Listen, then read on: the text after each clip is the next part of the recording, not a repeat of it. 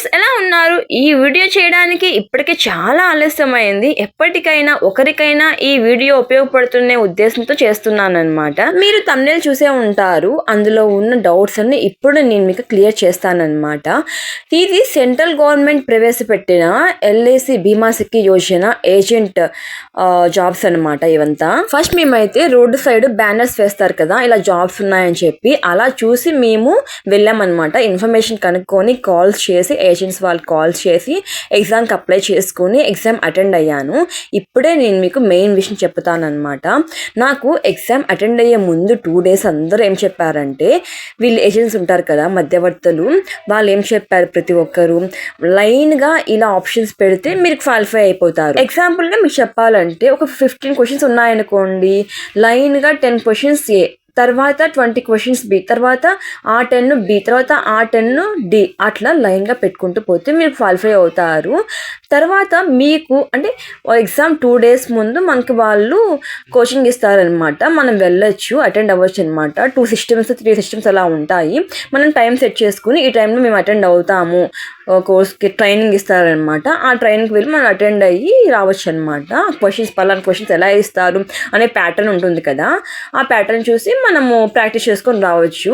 Particular టైంలో మనం ఏ time అయితే సెట్ చేసుకుంటామో ఆ టైంలో మనకి వాళ్ళు సిస్టమ్ అలొకేట్ చేస్తారు.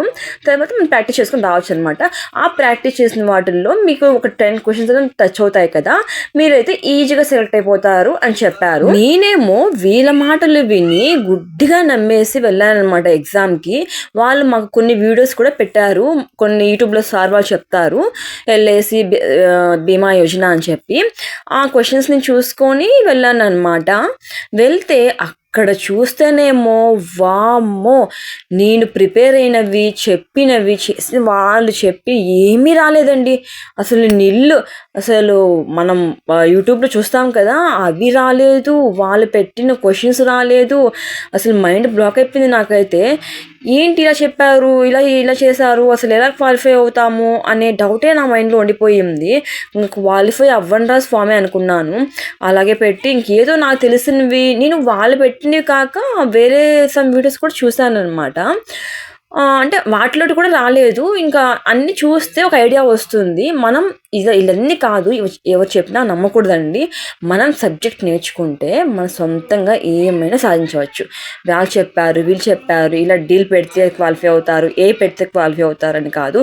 ఇదే కాదు, మన స్టడీస్ ఉంటాయి కదా, వాటిల్లో కూడా మన ఓన్ టాలెంట్ ఉంటే ఎవ్వరూ అసలు ఏం చెప్పినా వినకూడదనమాట.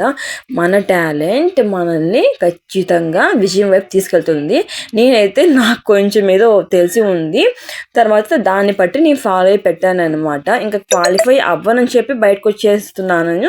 అటెండ్ అయ్యాను, ఇంకా ఇచ్చేసాను అనమాట. ట్యాబ్లో ఉంటుంది ఎగ్జాము, నేను ఇంక ఇచ్చేసాను అనమాట. అక్కడే ఒకసారి ఉంటారు, అక్కడే క్వాలిఫై అయ్యామల్లి కూడా చెప్పేస్తారనమాట. చూసి జస్ట్ క్వాలిఫై అండి. నేనైతే 18కి క్వాలిఫై, 18 వచ్చేసాయి అనమాట నాకైతే.